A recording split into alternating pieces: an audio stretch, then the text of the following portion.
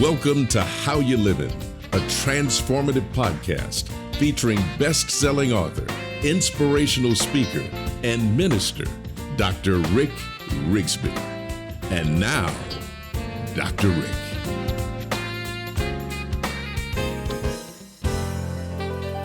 Hello, friends. Thank you so much for joining us. I want to continue a discussion about a subject that I consider to be among the most critical skills one can develop. I'm talking about preparation. Part one of this talk is part of an earlier podcast. This episode is titled Preparation 2.0. Here's a quick review just in case you missed our first discussion on preparation. I was so privileged to serve on the staff of College Football Hall of Fame coach R.C. Slocum at Texas A&M University. And that experience taught me a great deal about preparation, from watching tape to learn your opponent's tendencies, to working in the weight room, to studying assignments. Preparation was the key to victory, not talent, not athleticism, not even how high your team was ranked. It was about one thing. Were you mentally prepared? Were you physically prepared for the challenge?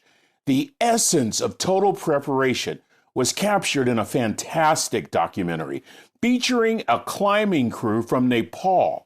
They accomplished the impossible. The documentary is titled 14 Peaks. It's the amazing true story of Nims Purja, a Nepal-born naturalized British mountaineer who caught the mountain climbing community by surprise. Nims and his team set out to climb all 14 8,000-meter peaks in 7 months. 8,000 meters. That's over 26,000 feet. An altitude in the climbing community known as the death zone. At this altitude, you breathe a third of the oxygen you normally breathe. The elements are brutal, sometimes fatal. The first to accomplish this feat, the first to climb all 14 peaks, was Reinhold Messner in 1986 without the assistance of supplemental oxygen. It took Messner 14 years. In 2019, Nims and his team climbed all 14 peaks in 6 months and 6 days. How do you even begin to prepare? How do you begin to prepare to climb 14 peaks in 6 months? Peaks that are 26,000 feet, peaks that present insurmountable odds in the worst weather conditions imaginable. Well, physical preparation has to be a key. For Nims, he had been preparing for this climb and for this series of climbs for the previous 20 years. You see, he started off as a child wanting to be a Gurkha, just like his dad. Gurkha, those specially trained forces from Nepal who were recruited by the British Army. They're known as brave soldiers and fearless warriors in combat. To become a Gurkha, Nims ran a 30K run every single morning. That's 18.6 miles every day, and he did it for years. This was in addition to his high-altitude military training. Nims also trained to enter the UK Special Boat Service. He ran a daily 20K with a backpack on. That's 12 miles while carrying 165 pounds. And he would run at 1 o'clock in the morning before his Gurkha duties began. This day would also include personal training sessions with others. According to an article in GQ magazine, Nims became the first Gurkha to enter the UK Special Force, only leaving to fulfill his climbing ambitions. His preparation was also mental. Nims had a steadfast belief that all things are possible. You are unstoppable when you believe that all things are possible. He once said collaboration, teamwork, and a positive mental attitude can push limits to what we might feel is impossible. He said, giving up is not in my blood. In the magazine Men's Journal, Nims discussed packing for his climbs. It was so fun to learn about what a mountaineer packs. Suffice to say, he packed only which was essential, but I'm telling you, the basics just to survive included a boatload of items. a bomb-proof summit suit for extreme conditions, additional clothing layers, mountain climbing kits that included a shovel, an axe, gloves, helmet, ropes, pulleys, pull harnesses, headlamps, tents, bedding, toiletries. The list goes on and on. We haven't even talked about cooking gear, water, and additional clothing, and a ton of other items, all stuffed into a backpack. Friends, I'm always fascinated by the packing process, what to take, how long it takes to pack, how can I be more resourceful, how can I be more efficient in my packing. Every trip, in fact, I return home and I evaluate my packing, always attempting to be more exact in my preparation. I suppose I come to this preparation fetish rather naturally. I spent my entire childhood being coached by the most prepared man I've ever known. My dad, that third grade dropout, yet the wisest man I've ever met. He may not have been a Hall of Fame football coach or a world-class record-setting mountain climber, but he was brilliant in terms of teaching life's important lessons. And one major lesson, preparation. Let's be honest, when you're a kid, you don't think your folks are very wise, and why do they continue to repeat those same stories over and over? And then you live a few years, you go through a few things, and you start to realize that your folks probably weren't so dumb after all. When I was a kid, I never thought I'd travel for a living. As a result, travel efficiency has become sort of a hobby for me. How can I squeeze more into my carry-on? How can I get more from less? Recently, somebody asked me, how in the world did my dad pack for those long voyages at sea? You see, my dad was a cook at California Maritime Academy in Northern California. This school is dedicated to training men and women for careers in the maritime business. Now, in order for these cadets to graduate, they have to go on a training ship each year. In a 30-year career, my father sailed the world 10 times over. But more astounding to me is that he never forgot to pack something. The Golden Bear, the training ship Golden Bear, that was the vessel he sailed on, it would set sail the middle of January. The cruise would be about 3 months in duration. My dad started packing for a January cruise in December, and he only took one suitcase, the same suitcase his entire 30-year career, a 1950s brown hard-shell Samsonite suitcase. That was it. No other luggage, no other boxes or bags, just one suitcase. Now, the work clothes, they were provided by the academy. So were the shoes. Personal items were washed every couple of days in the ship's laundry. So this is what my dad packed. And believe me, when I say essential, I mean essential. He had a toiletries bag. We used to call it a shaving kit back in the day. He had 4 pair of underwear, 4 pair of socks, 4 handkerchiefs, 1 pair of casual clothing, some sandals, 1 sweater jacket combo. He always packed his transistor radio and extra batteries. He loved listening to international sports events.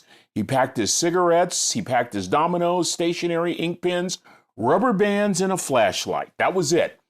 Everything was in its proper place. Everything was packed with meticulous precision. You see, that's the generation of men and women that focused on exactness. They focused on details. These are those World War II folks. They practice some profound basics such as resourcefulness and preparation. My dad had 2 sayings, 2 lessons when it came to preparation. I mentioned the first one in the previous podcast.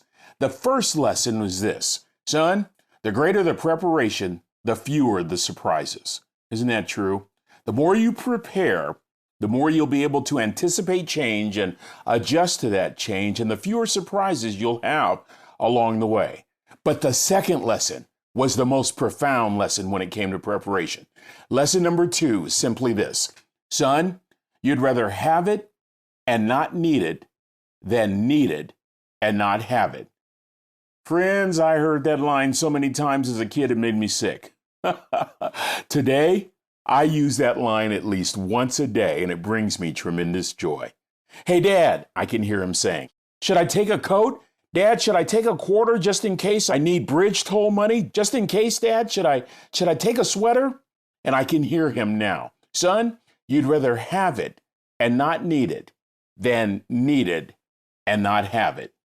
It's about as basic a quote as you'll ever hear. It's not in a book. It's not a major philosophy, but the wisdom, when applied, will greatly improve your preparation. I've been all over the world. I've flown over 5 million miles. And on each trip, I follow my dad's simple wisdom, those 2 basic lessons. You want to hear the results? In 30 years of traveling, I have only forgotten 3 items in 30 years. I can even recall what they are: a pair of socks, a dress belt, and a pair of cufflinks. I wonder if these simple lessons can enhance your preparation. Son, the greater the preparation, the fewer the surprises. Son, you'd rather have it and not need it than need it and not have it. I joke with family that I bet my dad learned this lesson the hard way earlier in his career. I imagine he probably forgot something, and you're in the middle of the South Pacific, several days from shore, so you learn right away that preparation is the key. You see, for my dad, packing was not a casual activity. Packing was intentional. Packing was not random for my father. Packing was survival. Packing was not without thought or creativity. Packing was resourceful. Son, you'd rather have it and not need it than need it and not have it. I cannot tell you how often I laughed when my dad would say those words, behind his back, of course. Like I said earlier, I use that line at least once a day. I've even caught my sons now laughing at me. And what a compliment, because I know what they're going to say in their future. With considerable time to reflect on these simple lessons over the years, I have a theory on where all this planning and prepping came from. Dad's preparation was rooted in resourcefulness, mastering the skill of resourcefulness by learning to use what you have. Arthur Ashe, the great tennis pro, once said, "Start where you are. Use what you have. Do what you can." Friends, it's amazing how resourceful we become when we lack funds or the ability to have people repair things for us. Think about how much more resourceful we've become during the pandemic. I remember that our ice machine broke inside of our refrigerator, and it broke during the lockdown when we were secluded and sheltered in place. I couldn't call a repair person. Thank God for YouTube. But our parents didn't have YouTube. And many of our parents had limited funds. Guess what? It made them more resourceful. They learned to plan. They learned to prepare for all seasons and for all situations. They called it common sense. Friends, you learn to use your time and your space and your resources conservatively. As the old folks used to say, you learn to make do. You don't spend foolishly. You don't buy unnecessarily. You know those hotel gift shops? Thank God for them. But you'd be wrong if you thought my dad ever visited one. Instead, Dad invested in himself, in his own preparation, by teaching himself and future generations 2 basic lessons. The more you prepare, the fewer surprises. And you'd rather have it and not need it than need it and not have it. Why don't you chew on those words for a few days? Friends, that's going to do it for this episode. Until we meet again, this is Dr. Rick, asking the most important question I can ask. How you living? Are you ready to make an impact in your world right now? Do you want to stop existing and start living your best life right now? Dr. Rick wants to give you the first chapter of his best-selling book, Lessons from a Third Grade Dropout, absolutely free. Just go to www.rickrigsby.com/free gift to get the print or audiobook right now. This is thepodcastfactory.com.